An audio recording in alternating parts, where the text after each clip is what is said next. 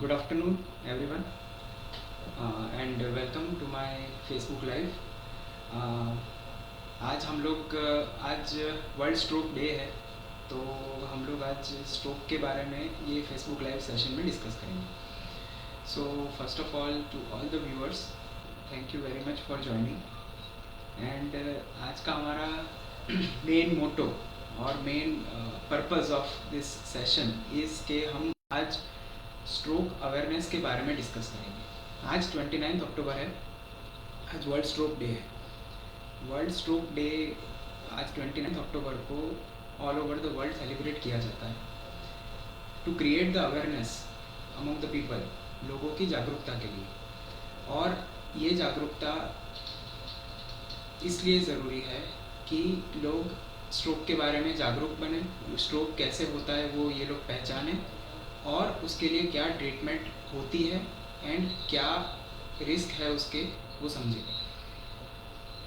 Indian stroke association अक्टूबर महीने को पूरा मंथ स्ट्रोक अवेयरनेस मंथ की तरह सेलिब्रेट करता है. आज आप लोगों ने न्यूज़पेपर में और सोशल मीडिया में और बहुत कई जगह कहीं ना कहीं तो आप लोगों ने देखा ही होगा, स्ट्रोक के बारे में किसी ने कुछ ना कुछ मेंशन किया है, क्योंकि आज वर्ल्ड स्ट्रोक डे है.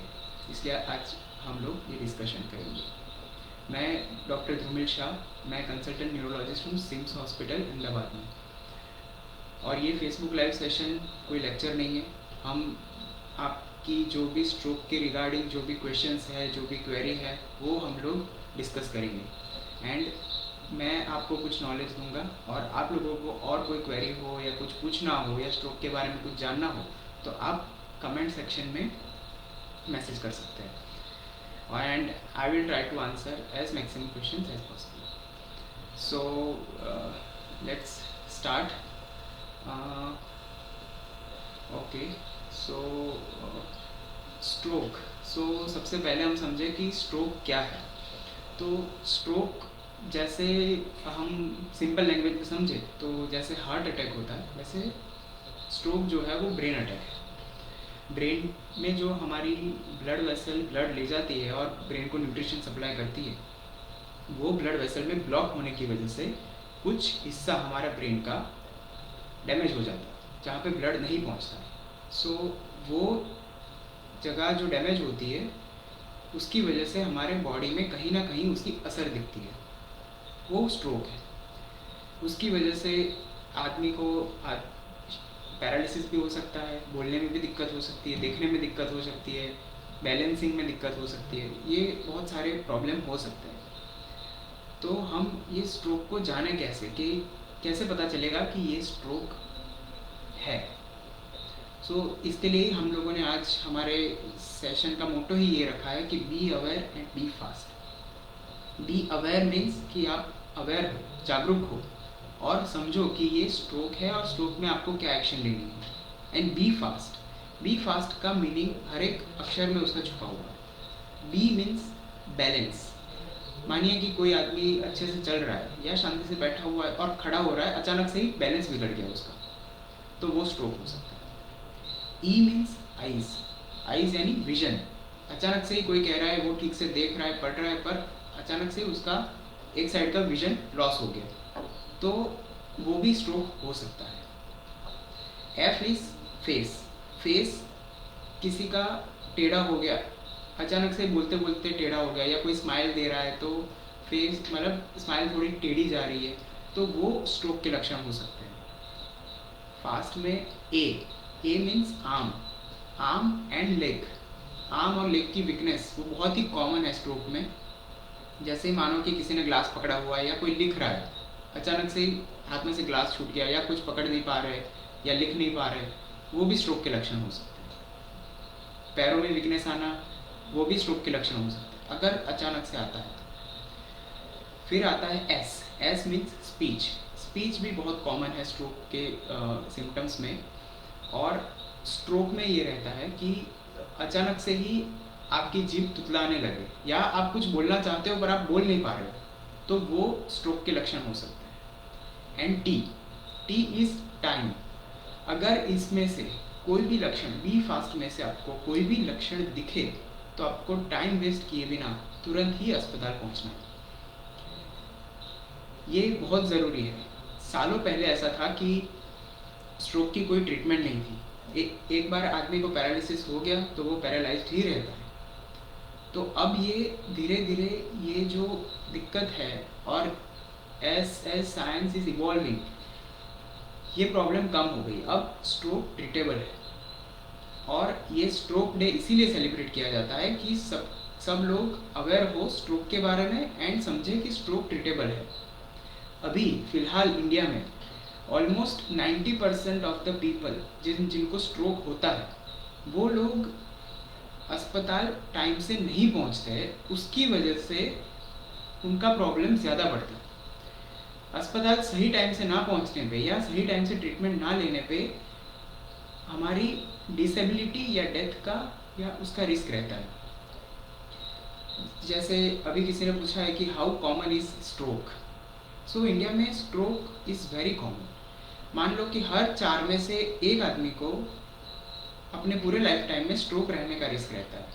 और अगर हम इंडिया की बात करें, जहाँ पे बीपी, ब्लड शुगर एंड ये सब चीज़ें काफ़ी कॉमन है, जहाँ पे हार्ट डिसीज़ काफ़ी कॉमन है, वहाँ पे स्ट्रोक भी बहुत कॉमन है। एंड इंडिया की ही बात करें तो हर 40 सेकेंड पे एक आदमी को स्ट्रोक होता है, और उसमें से भी हर 4 में से एक आदमी यंग स्ट्रोक होता है। Young stroke means stroke in young age group less than 50 years.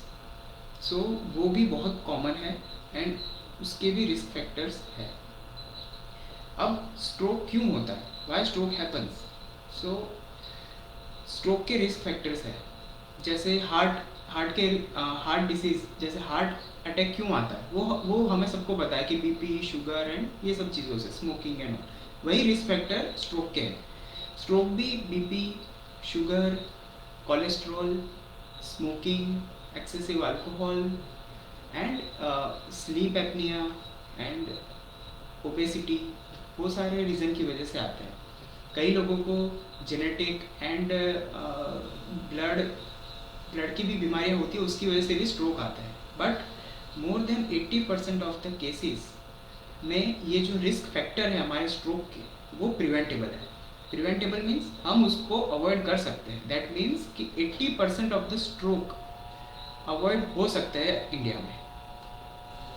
सो और जब ये स्ट्रोक होता है वो अचानक ही होता है। जैसे हम लोगों को पता है कि हार्ट अटैक जब होता है तब अचानक से ही होता है, चेस्ट पेन होता है, पसीना हो जाता है, और हम लोग तुरंत भागते हैं और हॉस्पिटल जाकर ईसीजी करवाते हैं, राइट।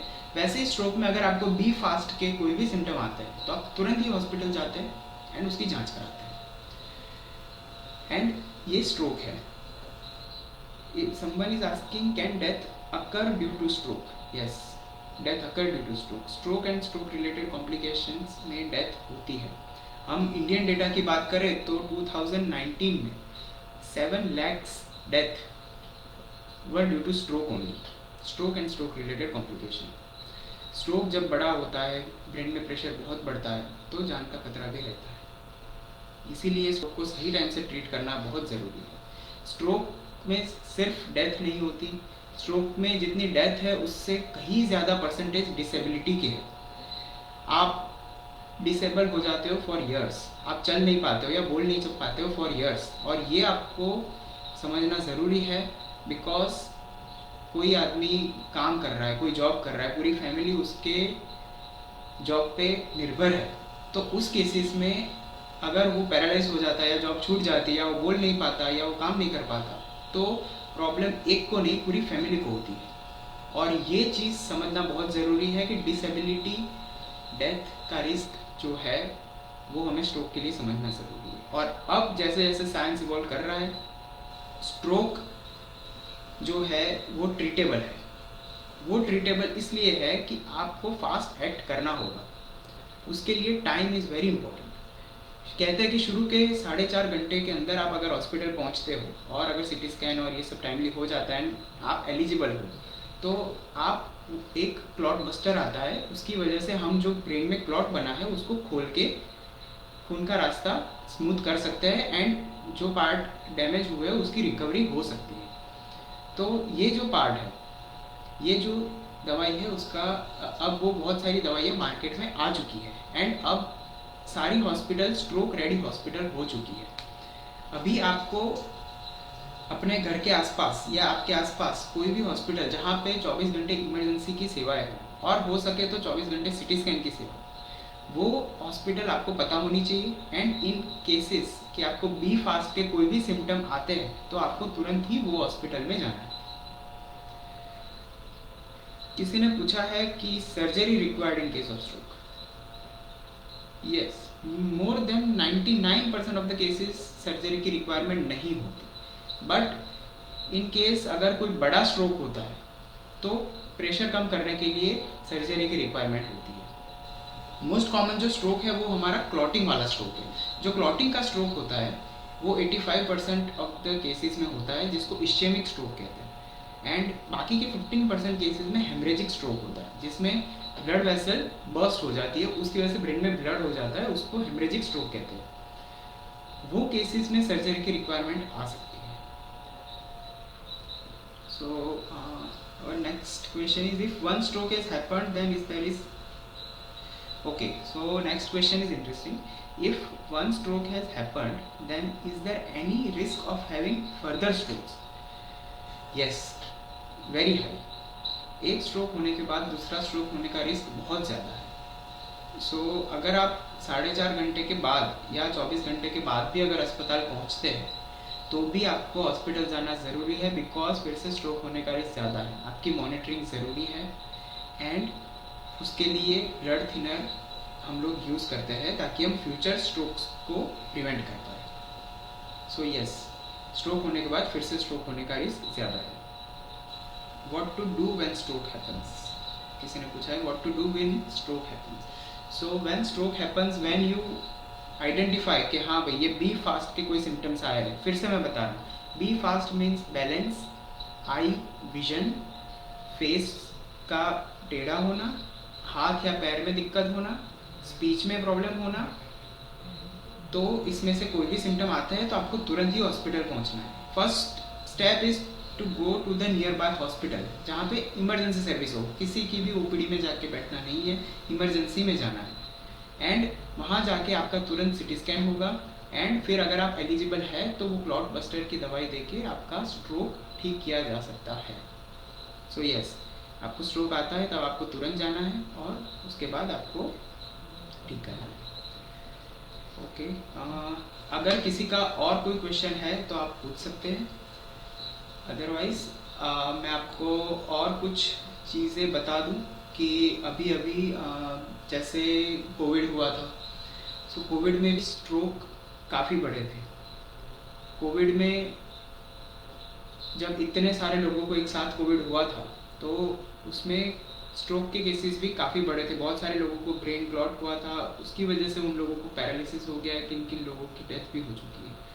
तो कोई भी इन्फेक्शन, कोविड से लेके कोई भी इन्फेक्शन, वो भी स्ट्रोक का रिस्क बढ़ाता है। इसीलिए पब्लिक अवेयरनेस ज़रूरी है कि आप लोगों को पता चले क्या है स्ट्रोक और उसके लिए हमें क्या करना है। स्ट्रोक की ट्रीटमेंट पॉसिबल है, but time is very important. कहते हैं time is brain. Why? Because अगर आप 1 मिनट भी लेट करते हैं, हर 1 मिनट जब ब्रेन को ब्लड सप्लाई नहीं मिलता तो 1 मिनट में 20 लाख न्यूरॉन्स डेथ होते हैं for a 1 minute you waste. So please whenever you find कि any symptoms related to stroke, आप फटाफट से एम्बुलेंस बुलानी है 108 या 102 या आपके एरिया में जो भी लोकल एम्बुलेंस है उनको कॉल करना है एंड तुरंत ही नियर बाय हॉस्पिटल में पहुंचना है। So this was my main motto of this Facebook live program and I hope कि आप लोगों को काफ़ी कुछ इन्फॉर्मेशन मिली होगी। और भी कुछ पूछना है या कुछ जानना है तो आप मुझे इस फेसबुक लाइव में कमेंट सेक्शन में कमेंट कर सकते हैं, या मेरा पेज है डॉक्टर ध्रुमिल शाह न्यूरोलॉजिस्ट के नाम से, उसमें आप मैसेज भी कर सकते हैं, मैसेंजर पे भी लिख सकते हैं and I will be more than happy to answer you. And if there is anyone कि जो कोई स्ट्रोक सर्वाइवर है अगर हमारे व्यूअर्स में, तो मैं ये भी बताना चाहता हूँ कि हमारे इंडिया में स्ट्रोक सपोर्ट इंडिया करके एक ग्रुप है। वो भी जो भी स्ट्रोक सर्वाइवर्स है उनके लिए डिफरेंट डिफरेंट प्रोग्राम्स और ये सब करता है। आप कहीं पे भी सोशल मीडिया या उसमें भी देख सकते हैं उनको, एंड आप उसको भी ज़्यादा शेयर कर सकते हैं ताकि ज़्यादा से ज़्यादा लोग अवेयर हों एंड हम स्ट्रोक को बीट कर पाए। सो yes, stroke is preventable.